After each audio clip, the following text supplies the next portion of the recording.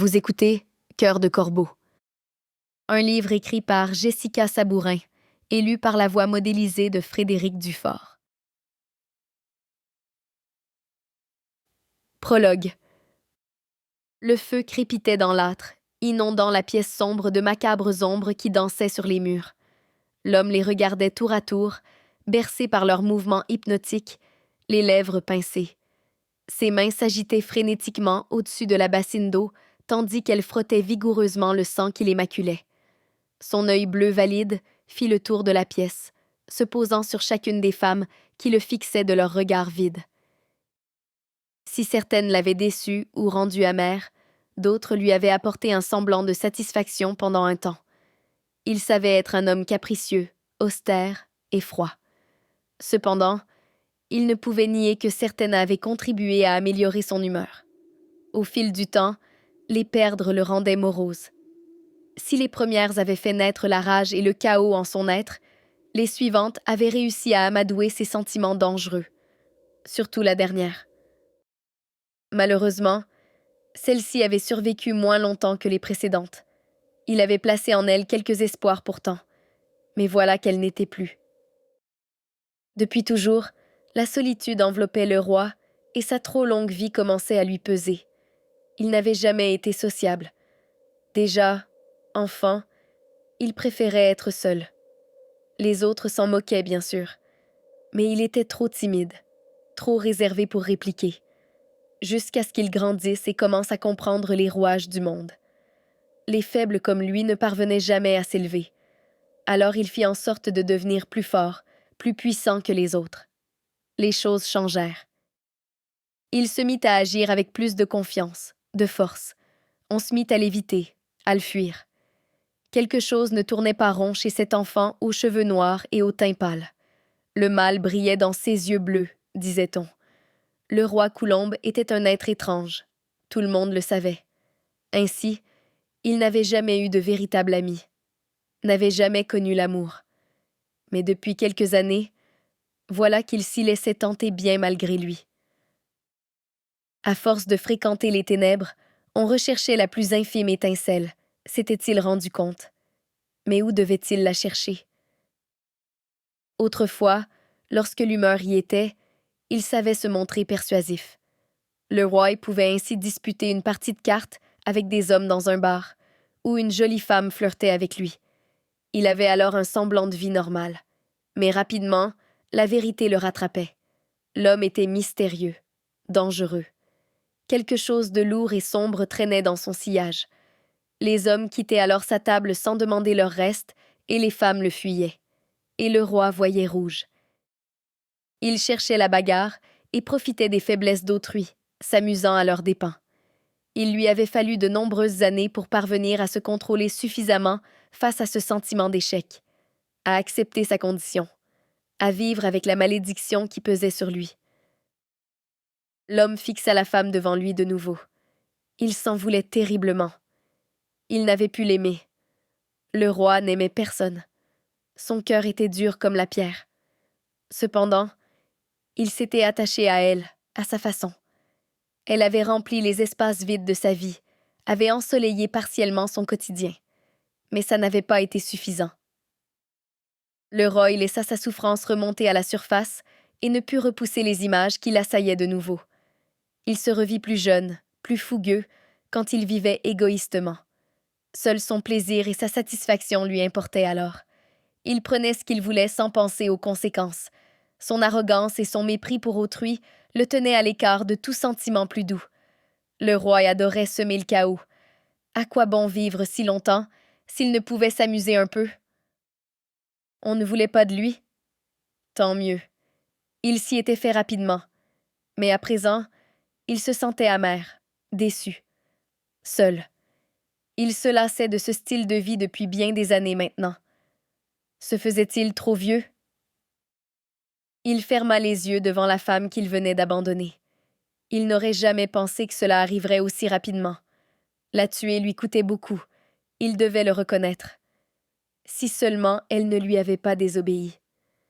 Par le passé, cet acte ultime l'emplissait d'une sensation étrange, entre l'horreur de tomber dans les entrailles de l'enfer et l'euphorie de régner sur le monde.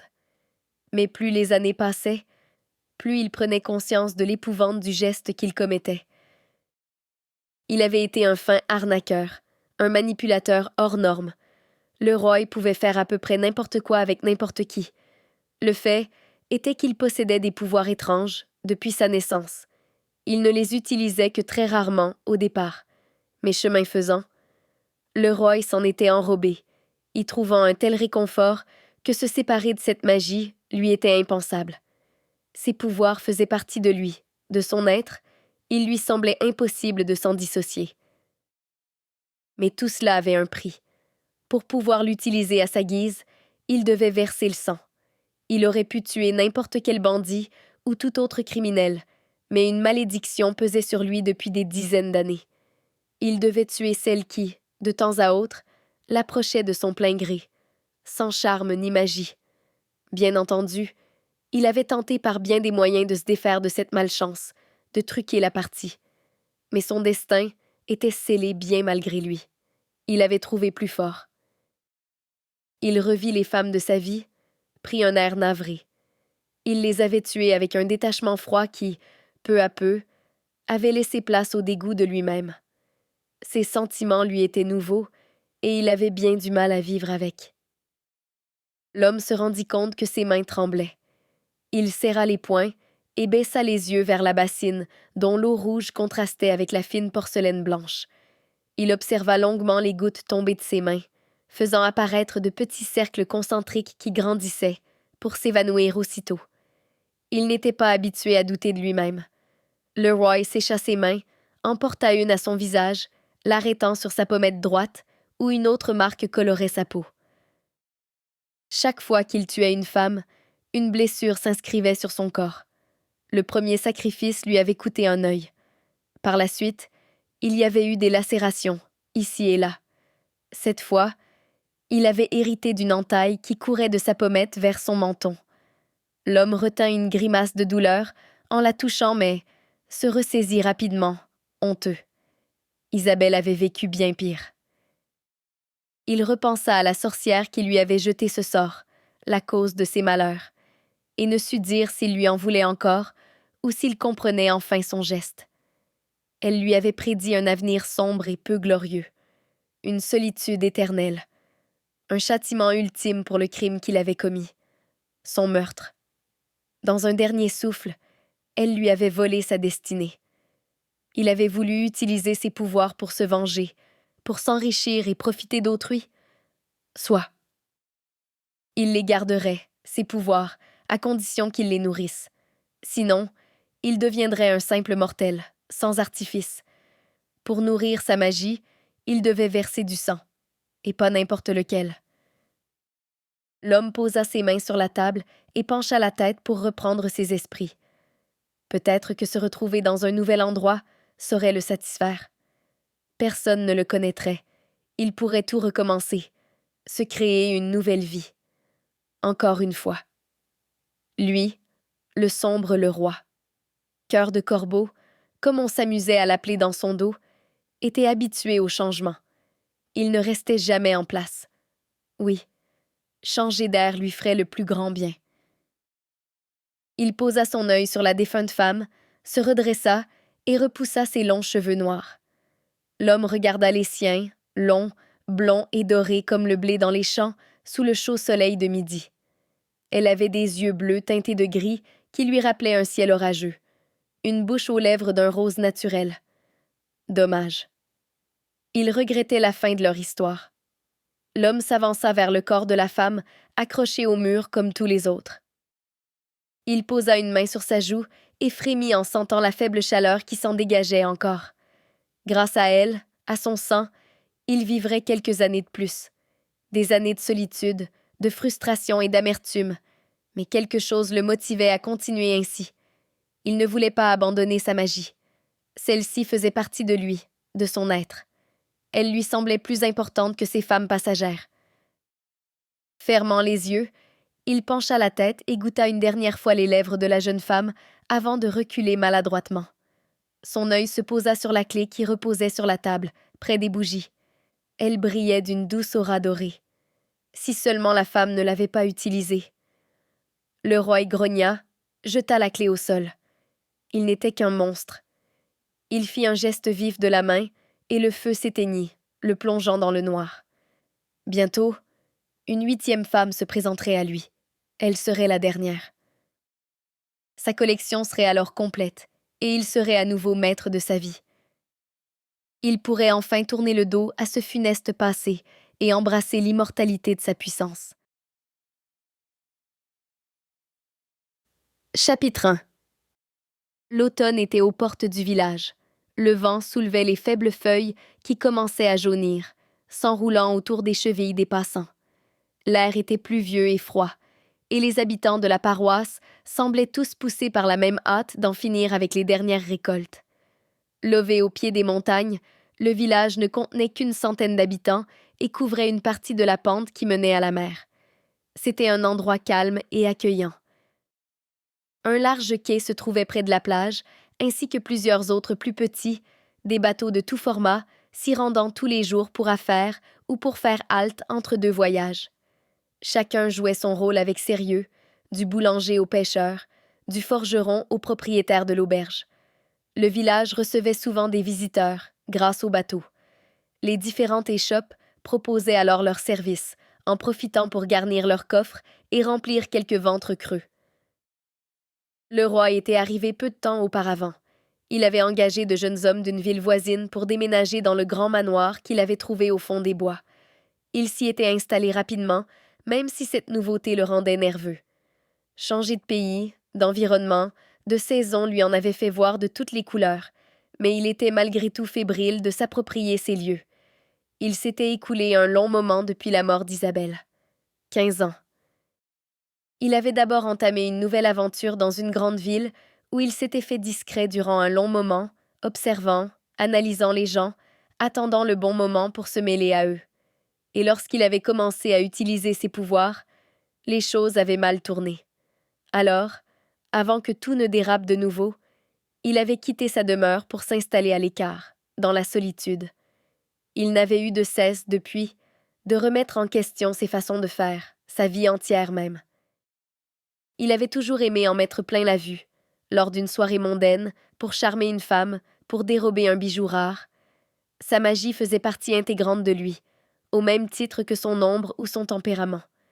Parfois, il pouvait la sentir en lui, le chatouillant au bout des doigts, lui murmurant à l'oreille « Utilise-moi ». Il lui arrivait d'ignorer ses appels, mais jamais bien longtemps. Il espérait que ce nouveau départ l'aiderait à calmer les pulsions malsaines qui vibraient en lui. Elles étaient plus calmes qu'autrefois, mais tout de même présentes. Lorsque son manoir fut habitable et confortable, il entreposa ses trophées à l'abri du temps dans une pièce ensorcelée, qu'il entreprit de verrouiller à l'aide d'une clé magique.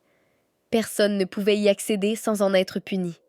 Cela lui fit penser à Isabelle, et il fut rongé de remords. Il lui fallut quelques jours pour se décider à se rendre au village. Il demeura à l'orée de la forêt, à observer de loin l'endroit et ses gens. Il se sentit si étrange, si déstabilisé d'agir ainsi. Voilà longtemps qu'il ne connaissait que la ville et le luxe, le brouhaha des conversations et le bruit des sabots sur les pavés. L'homme avait l'impression de s'être égaré en chemin. Comme cela lui arrivait souvent lorsqu'il était angoissé, il perçut des échos de son passé, tous ces visages haineux se détournant de lui, les ricanements de son enfance. Alors, il rebroussa chemin et regagna son manoir, non sans s'être attiré le regard de quelques curieux.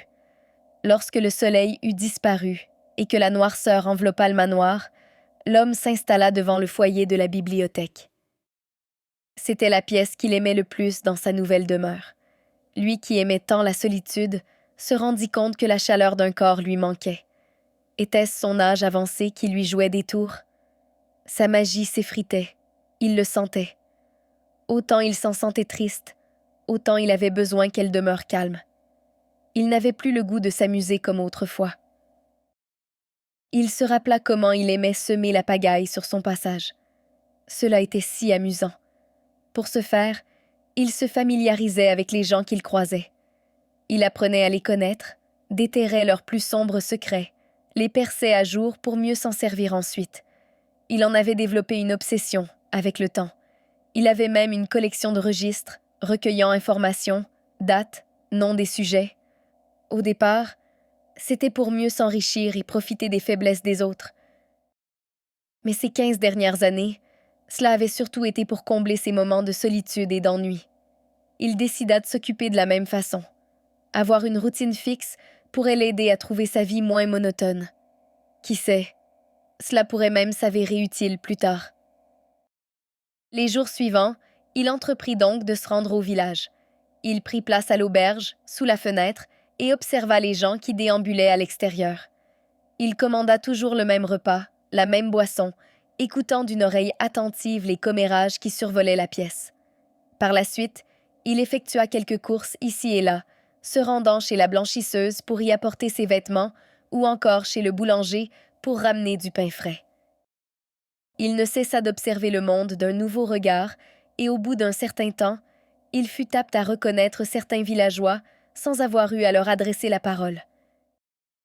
Il ne pouvait ignorer leurs regards anxieux, leur air craintif lorsqu'ils croisaient leur chemin. Les gens étaient ainsi, avec lui, en tout temps. Peu importait la ville ou le village, l'époque ou les saisons. Cela se produisait bien avant la malédiction et il s'était rapidement fait à l'idée. Il était « cœur de corbeau ». Ce surnom le suivait depuis toujours. Malgré les âges, son corps n'avait subi aucune transformation, mis à part les blessures infligées par ses sacrifices. Ainsi, il avait toujours ses longs cheveux noirs qui lui donnaient une allure sombre et ce teint pâle, presque maladif. Avant, se faire appeler ainsi le mettait en colère. Depuis quelque temps, il s'en trouvait morose. C'était comme si quelque chose se brisait en lui, sans qu'il puisse en recoller les morceaux. Il aurait tant souhaité avoir quelqu'un avec qui tout partager, dévoiler les sombres facettes de son être sans que l'on souhaite se sauver en hurlant. Mais il ne perdait pas de vue son objectif et acceptait alors ce qu'il était, seul.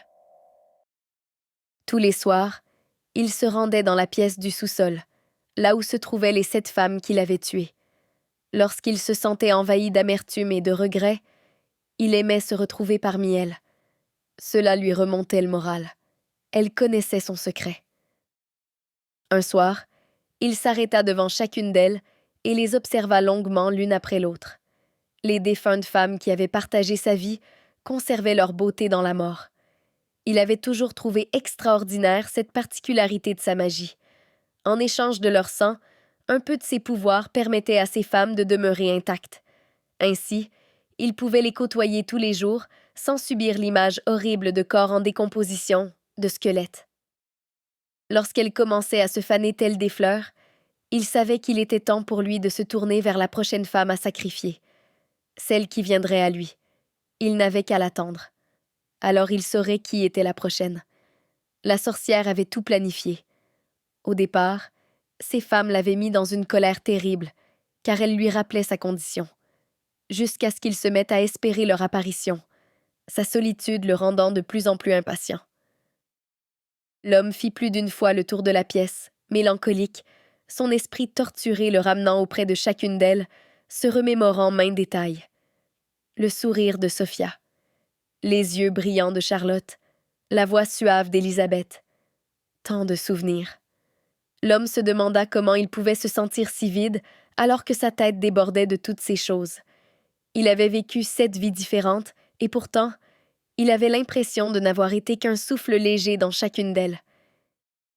Il quitta la pièce d'un pas lourd, le bruit de la clé dans la serrure résonnant dans le vaste sous-sol.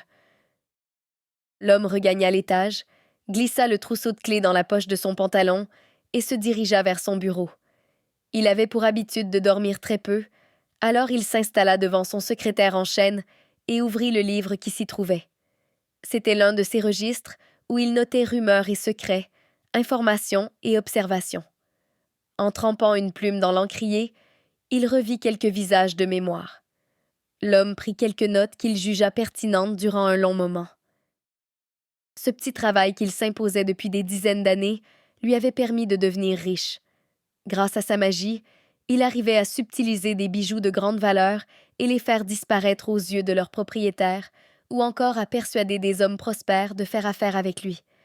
Il savait utiliser ces informations pour faire chanter, si l'occasion se présentait.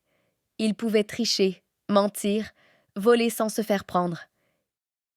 Il savait disparaître ou effacer des mémoires le moindre souvenir de sa personne. Tout cela l'avait toujours amusé, mais, depuis peu, ces pratiques le laissaient vide à l'intérieur. Il commençait à avoir du mal à accepter sa véritable nature, à la détester même. Il s'était toujours contenté de prendre ici et là au passage, tel un charognard qui récolte les restes en bordure de la route, jusqu'à ce qu'il apprenne à cibler ses victimes et à traquer ses proies, à devenir le chasseur. Il avait aimé ce sentiment de supériorité, mais plus maintenant. Il en avait gardé l'arrogance, toutefois, observant le monde de haut, comme s'il possédait un secret que nul ne connaissait. C'était le cas, bien sûr. Personne ne possédait 7 cadavres dans sa demeure, exposés comme des œuvres. Il aimait penser que c'était ce qu'elles étaient, ses œuvres à lui. Chacune retenait captive un morceau de son histoire. Chacune emportait dans l'autre monde son secret terrible. Elles avaient modifié des parties de sa vie, avaient rempli pendant un certain temps un vide, un silence. Il tenait à leur rendre hommage chaque fois qu'il le pouvait, conversait avec elles tous les jours. Il les remerciait de leur précieux temps, de leur sacrifice qui lui avait permis de survivre. Lorsque ses écrits furent terminés, le roi déposa sa plume et s'adossa au fauteuil. Le feu se mourait dans le foyer et il regarda les flammes s'éteindre une à une. Si son apparence était celle d'un homme défiguré à la chevelure d'un noir profond, au corps svelte et athlétique, il n'en demeurait pas moins qu'à l'intérieur. Il se sentait flétrir. Il avait encore du temps devant lui, bien sûr. Mais très bientôt, il devrait sacrifier une âme. Il devrait verser du sang pour une dernière fois. Et l'idée lui semblait de moins en moins plaisante, même s'il se rapprochait du but qu'il s'était longtemps fixé. Cela lui était difficile de poursuivre, mais il le devait. Il n'en pouvait plus de cette vie. Elle avait perdu de son pétillant. Plus qu'une femme, et tout ce calvaire serait loin derrière lui. Pour l'heure, cependant, il devait s'occuper à autre chose, pour ne pas mourir d'ennui. Par un jour ensoleillé, l'homme se rendit de nouveau au village. Les gens étaient plus nombreux à y faire leurs courses qu'à l'accoutumée. Les feuilles changeaient de couleur, et il dut admettre que tout cela l'enchantait. Il avait toujours eu cette passion enivrante pour l'automne. Son moment préféré était celui où le soleil couchant enflammait l'horizon et les feuilles orangées reflétaient la chaleur de l'astre. Les températures étaient plus froides. L'air s'imprégnait de l'odeur des feuilles mortes et de l'humidité qui assombrissait la terre. L'homme ferma les yeux quelques secondes et huma l'air, emplissant ses poumons de cette douce fragrance agrémentée par celle de la mer avoisinante. Lorsqu'il ouvrit les yeux, il vit qu'une fillette se dirigeait vers lui. Aussitôt, il eut envie de rebrousser chemin, mais il se figea. Si les chats noirs terrorisaient une majorité de gens, pour sa part, c'étaient les enfants qu'il craignait plus que tout. La gamine s'arrêta bien avant de le rejoindre. Elle devait avoir 6 ans à peine. Elle tenait un bâton en main et s'amusait visiblement à tracer des motifs sur le sol. Il l'observa un moment, la curiosité l'emportant sur l'envie de s'éloigner d'elle. Elle était petite, et ses joues creuses laissaient penser qu'elle ne devait pas manger à sa faim tous les jours. Malgré tout, son visage rosissait de plaisir, et ses lèvres en cœur formaient un sourire réjoui. Un jour, concéda-t-il, elle serait sans doute grande et fort jolie. Elle saurait attirer les regards. Si elle pouvait, bien sûr, troquer ses loques et l'animal mort qui lui servait de chevelure pour des vêtements appropriés et une coiffure plus féminine. Il grimaça lorsque la fillette éternua. Elle leva des yeux écarquillés, se rendant compte de sa présence. Le temps sembla se suspendre. L'homme ne bougea pas, et la fillette le fixa si intensément qu'il fut surpris de ne pas prendre feu. Il agita légèrement les doigts, sans la quitter des yeux. Alors que la gamine s'avançait vers lui d'un pas incertain, quelque chose brilla à ses pieds. Elle baissa vivement la tête et en oublia l'homme. Sur le sol venait d'apparaître une pièce de monnaie, comme par magie. Elle se pencha pour la ramasser. L'homme vit l'étonnement sur son visage. ses yeux verts s'ouvrant grands, son sourire s'allongeant pour dévoiler quelques dents manquantes. Le roi se sentit étrange. Il pensa aux sous qui venaient de disparaître de sa poche pour le bonheur de cet enfant et se détourna en grognant. Il ne comprenait pas son geste. Il n'aimait pas les enfants. Depuis son plus jeune âge. C'étaient de petits êtres capricieux qui se plaisaient à narguer le monde malgré leur petite taille. Comme s'il n'avait peur de rien. Les enfants avaient cette étrange emprise sur lui. Ils l'observaient sans scrupule et semblaient ne pas se soucier de ce qu'il pouvait penser ou ressentir. Comme si ces petites créatures étaient épargnées par la malédiction, se permettant de le juger plutôt que de le fuir. Il sentait leurs yeux dévoreurs de curiosité sonder son âme, bien qu'il doutât en avoir une. Après tout, la magie noire était sa seule substance. La crainte qu'il avait d'eux depuis son plus jeune âge l'empêchait d'utiliser correctement sa magie en leur présence. Bien entendu, il aurait pu remédier à cela au cours des nombreuses années de sa vie, mais il préférait les éviter autant que possible. Il était un monstre, mais pas du genre à s'en prendre aux enfants. L'homme marcha d'un pas raide vers l'auberge, comme à son habitude. Ce faisant, il ne pouvait cesser de s'interroger. C'était la première fois qu'il vivait dans un endroit aussi reculé. Il avait toujours aimé les villes, riches et dignes de son rang. Il était né pauvre, certes, mais avait rapidement gravi les échelons et s'était créé une vie qu'il appréciait. Pourquoi s'était-il rabaissé à revenir sur les traces de son passé, à la source? Il n'avait jamais grandi en cet endroit précisément, mais il pouvait se rappeler la minuscule cabane qui leur avait servi de maison à ses parents et lui. Une demeure de pierre froide qui ne les protégeait pas toujours des intempéries. Il soupira et hâta le pas, ignorant les quelques passants qui l'évitaient. Cela ne le faisait plus rire, de les voir ainsi effrayés de son visage malmené et de son apparence sombre. Par le passé, l'homme avait usé de sa magie pour charmer ceux qu'il croisait. Il avait toujours aimé flatter les gens, se les approprier jusqu'à ce qu'ils se décident de leur sort. Depuis la mort d'Isabelle, cependant, rien n'était plus pareil. Il atteignit l'auberge et ouvrit la porte, la laissant se refermer dans un claquement sec derrière lui, selon l'humeur du vent.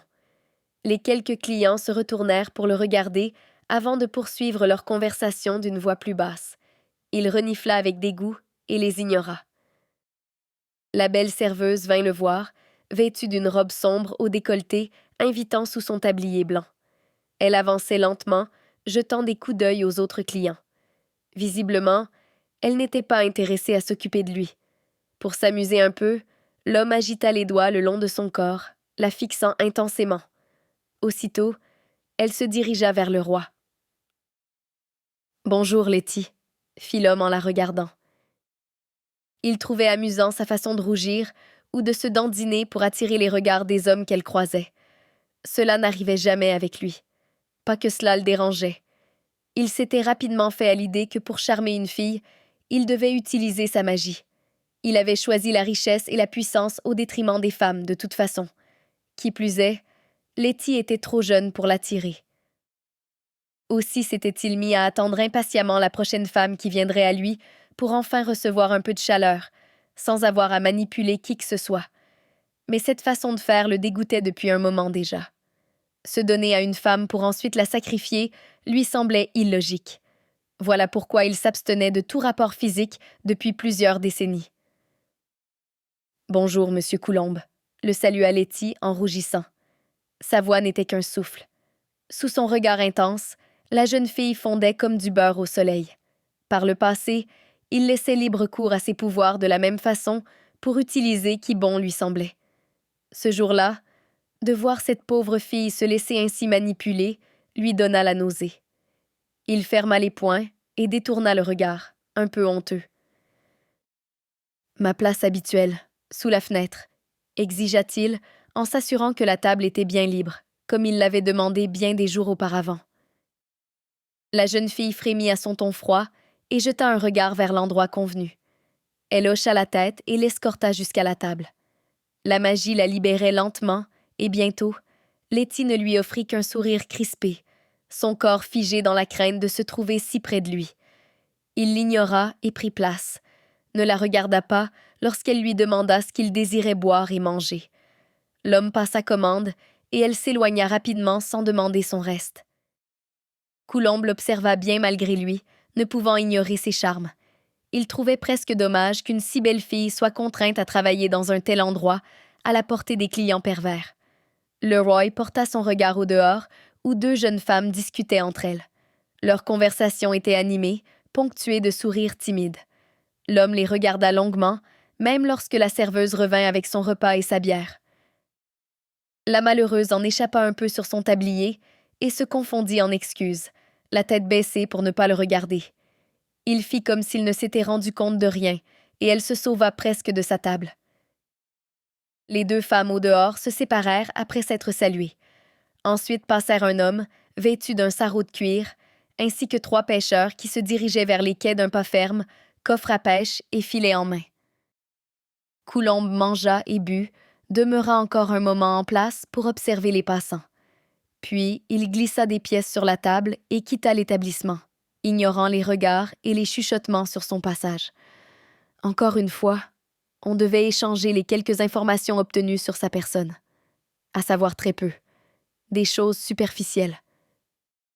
Parce que personne ne savait réellement ce qu'il était et ce dont il était capable. Personne ne lui avait fait la conversation depuis qu'il était établi au manoir. On devait raconter qu'il était un homme dans la trentaine, débarqué dans les parages peu de temps auparavant, que le vieux manoir qu'on avait abandonné depuis longtemps était désormais sa propriété, qu'il était discret, sérieux, froid, et qu'il n'avait ni épouse, ni famille, ni amis. Quelque chose d'obscur émanait de sa personne, comme s'il traînait de sombres secrets. Et que dire de son allure?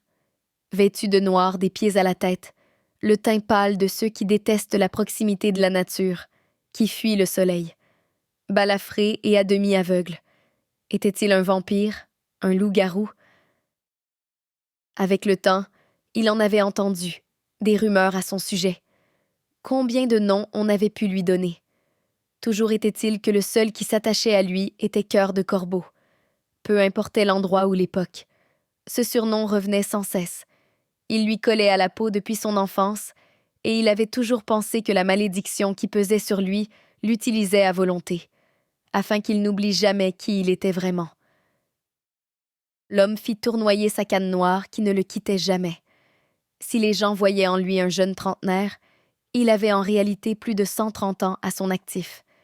Il devait sa jeunesse éternelle à ces femmes qui lui avaient offert leur corps, leur âme, leur sang. Chaque victime qui nourrissait sa magie rallongeait sa vie d'une quinzaine d'années. Mais la 8e, la dernière, lui offrirait l'éternité. Ses pouvoirs ne connaîtraient plus de limites. Coulombe fit quelques achats rapides ici et là. Il était un solitaire, et par le fait même, il ne tenait ni domestique ni majordome à son compte.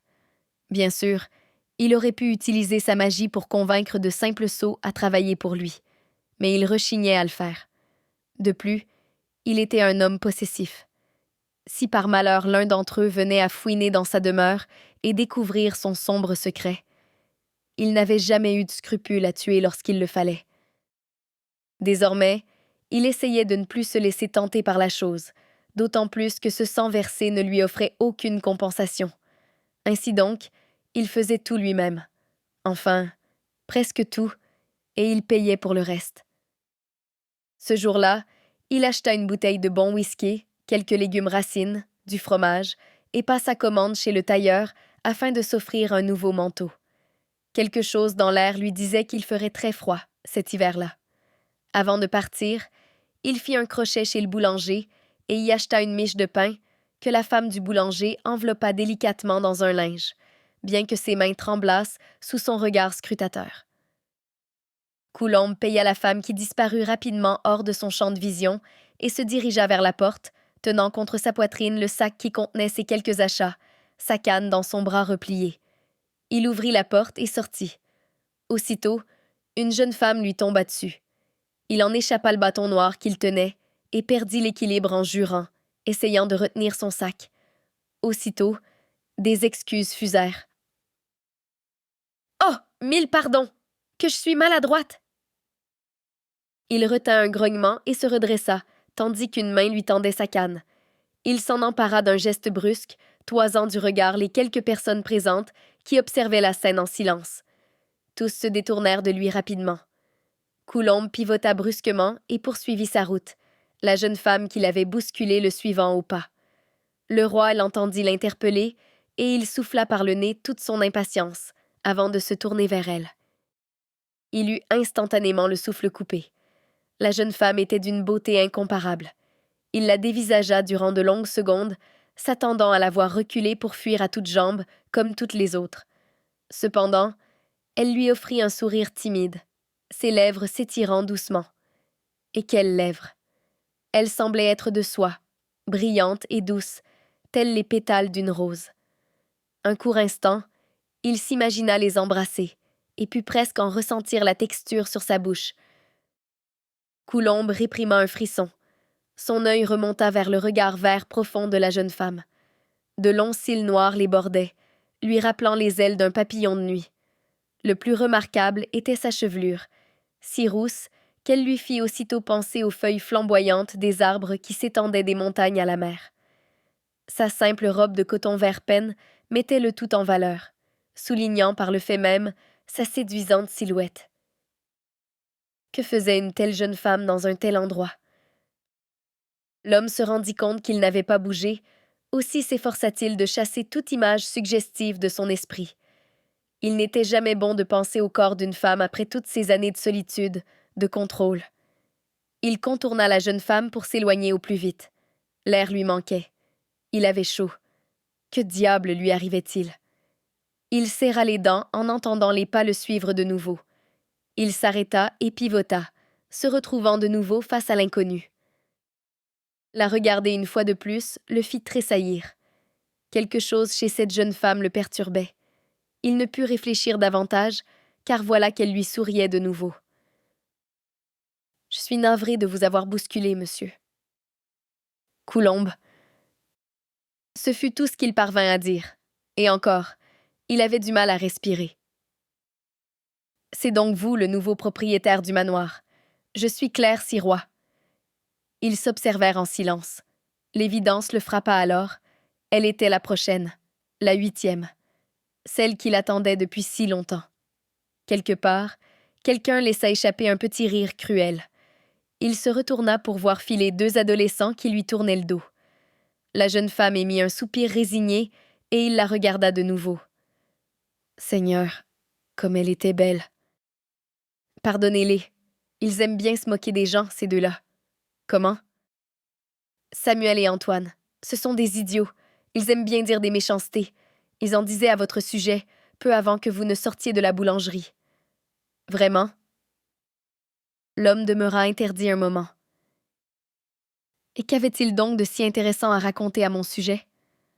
Seulement que vous portez bien mal votre nom.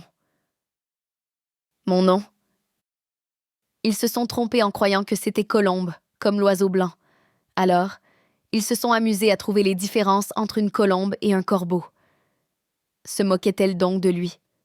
Il pencha la tête, pensif, attendant la suite des explications.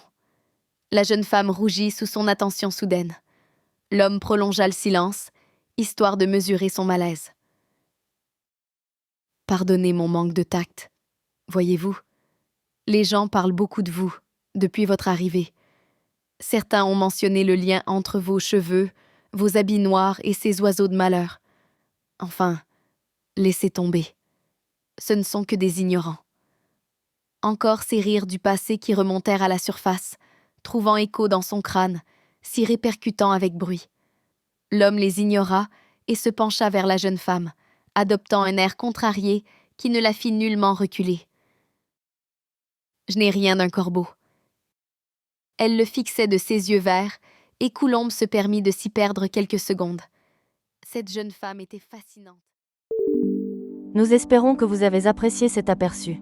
Pour continuer à écouter ce livre audio sur Google Play Livres, utilisez le lien dans la description de la vidéo.